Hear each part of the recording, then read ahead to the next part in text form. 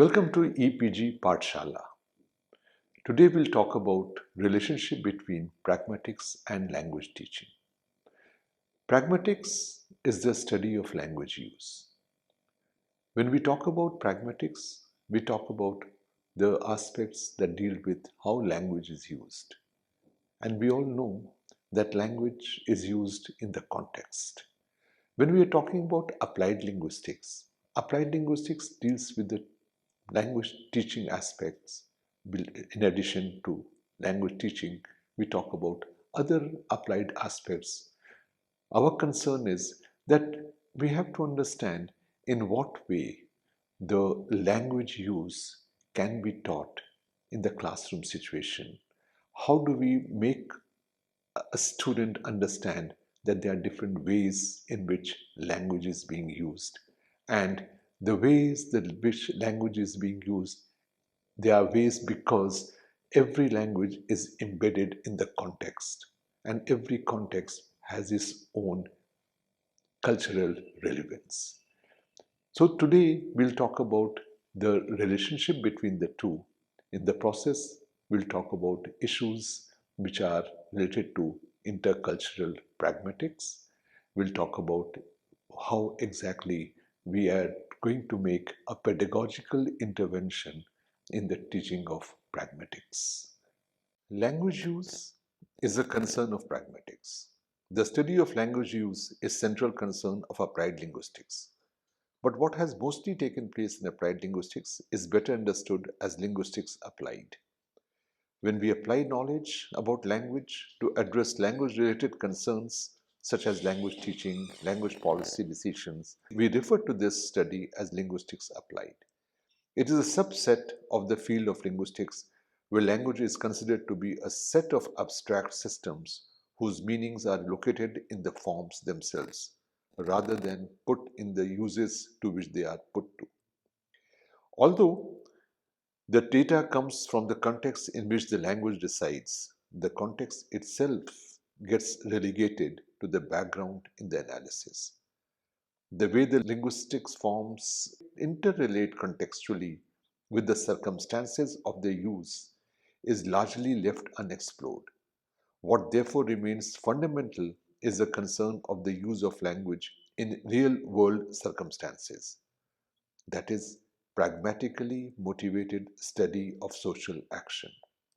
Applied linguistics activities must gear towards advancing our understanding of how language is used to construct our social cultural worlds, and the aim of language teaching must go beyond language per se to include the ways in which language is used in the accomplishment of social life.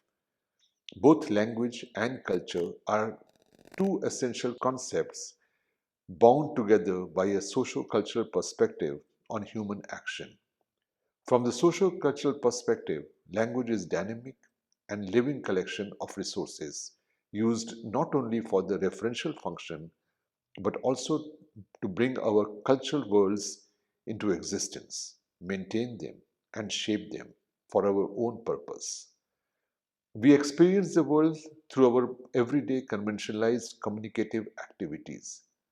As routine activities and with relative ease, we participate in different communicative activities, which include a wide range of linguistic resources such as lexical, grammatical, prosodic, speech acts, and paralinguistic resources. And yet, we rarely falter in distinguishing one activity from the other. For instance, we understand when a simple utterance, "What are you doing?" is meant as a question, as a reproach, or as a prelude to an invitation. It is in and through communication or varied use of language as a socio-cultural resource where we locate a social life of human action. There are various ways in which pragmatics has been defined. However, in this module, we will prefer to take the definition provided by David Crystal. Crystal defines pragmatics as, and I quote, the study of language from the point of view of users, especially of choices they make, the constraints they encounter in using language in social interaction, and the effects their use of language has on other participants in the act of communication. Quote closed. This definition allows us to look at pragmatics as the study of communicative action in the socio-cultural context. The communicative action, as discussed above, may include a wide array of resources such as speech acts, interpersonal relationships in which language functions in different communicative situations. The notion of communicative competence that guided the goal of communicative language teaching drew its insights either from the linguistic anthropology, as in the case of Himes, or from the vantage point of social philosophy, as in the case of Habermas. Canal and Swain's three components based framework proposed in 1980 of communicative competence, which included grammatical competence, sociolinguistic competence, strategic competence, further impacted the overall goal of communicative language teaching. In this component based framework, pragmatic ability was included under sociolinguistic competence, which was referred to as rules of use. Later, in his revised version of the framework, Canal added fourth component, which included discourse competence in 1993. Finally, a model of communicative ability came into Bachman in 1990, which gave prominence to pragmatic ability by bringing both sociolinguistic competence and illocutionary competence under the pragmatic competence. Bachman's model makes it clear that pragmatic competence is as important as grammatical competence or knowledge of text organization. It emphasized that well-developed pragmatic competence is a prerequisite for successful communication in a target language. The components of pragmatics, pragmatic, pragmalinguistics, and social pragmatics. Leach in 1983 and his colleague Jenny Thomas 1983 divided pragmatics into two components, namely pragmalinguistics and sociopragmatics. Both these components facilitate learners in the teaching of L2 pragmatics, pragmalinguistics. It is concerned with different ways in which meaning is conveyed. The same strategies used to convey different messages can be conveyed in varied ways depending upon the intention of the speaker and the effectiveness of the message. The pragmalinguistic perspective focuses on the linguistic strategies which convey a pragmatic meaning. For instance, the expression thank you can be said in a number of ways. The speaker may simply say thank you, or it is really kind of you, or that was very thoughtful of you, or I'm really grateful to you. The way it is said may also widen its domain to include other social aspects. If the speaker says thank you, but that was not required, it may be an extension of the feeling of obligation, or it may also be considered rude. Sociopragmatics. It is the sociological interface of pragmatics. It is used for referring to the ways in which an utterance is interpreted by the participants in the social context. It focuses on the socially based understandings and interactional strategies used by the speaker. This will vary depending upon the various factors such as social distance and social power of the participants, their rights and obligations. A speaker need not be sensitized to these factors in a conversational interaction because the message can be misinterpreted. The following example shows how this works in a social setup. An offer can be said in the following ways. Please have this piece of cake. Direct request. Or do try this. Offer.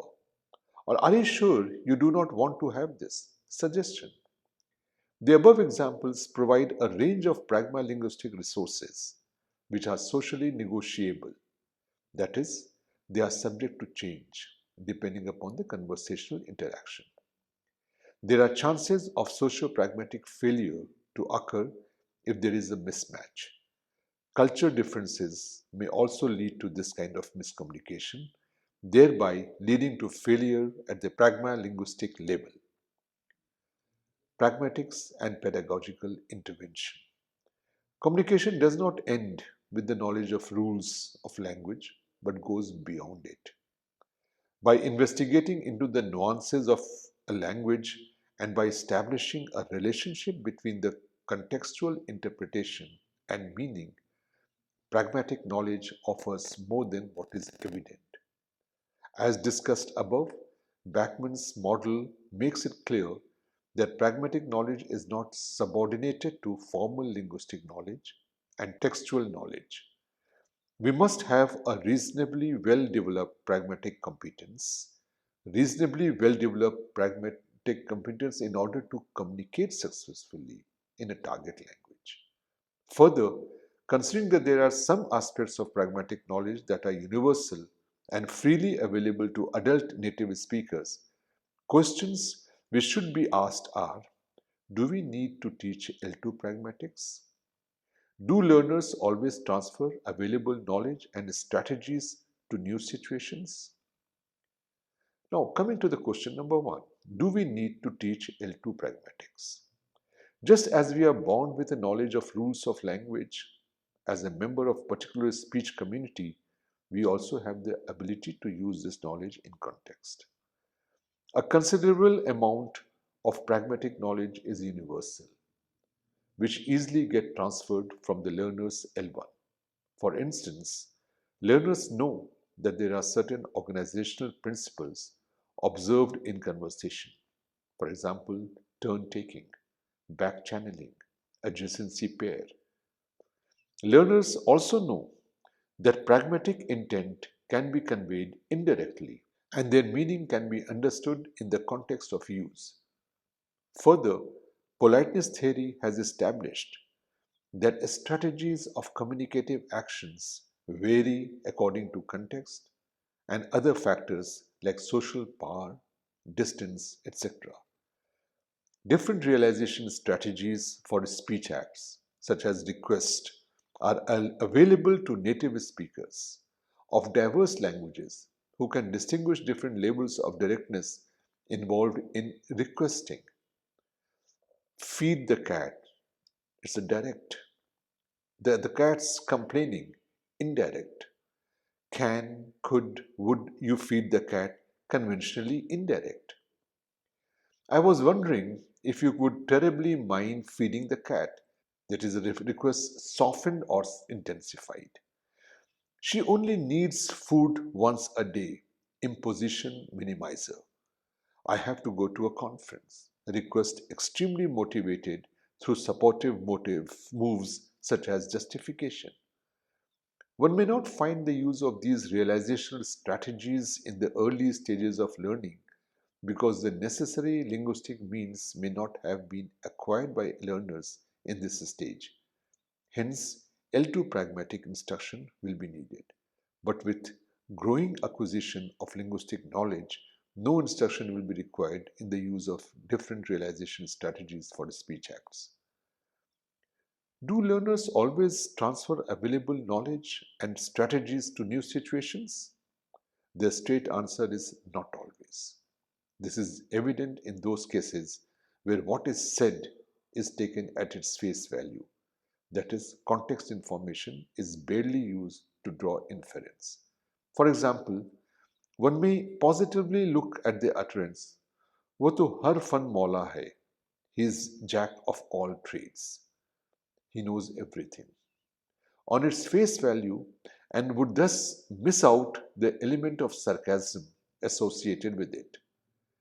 The following excerpt from the conversation between an Englishman, Mr. Fielding, and an Indian, Dr. Aziz, who meets him for the first time based on E.M. Foster's Passage to India, provides an interesting case of inferences taken at its face value.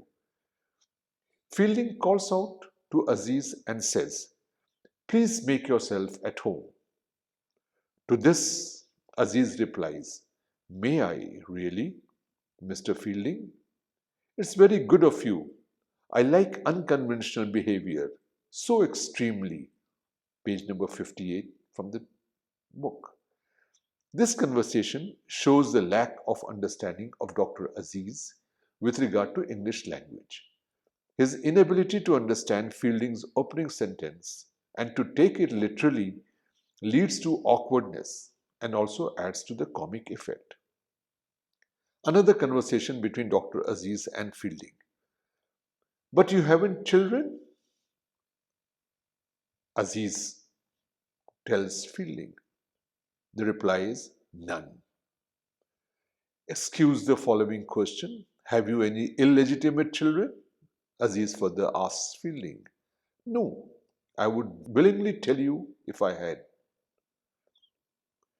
Then your name will entirely die out, Aziz tells Fielding on page number 109.